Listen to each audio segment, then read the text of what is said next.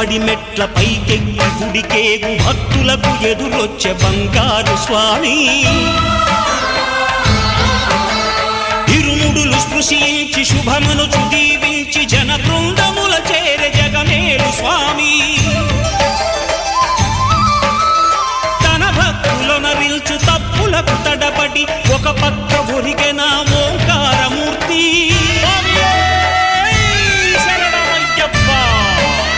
స్వాములందరూ తనకు సాయము కాగా ధీమంతుడై లేచె ఆ కన్య స్వామి పట్టబంధము వీడి భక్తతతికై పరుగు పరుగున వచ్చె భూమిపైకి నరుడై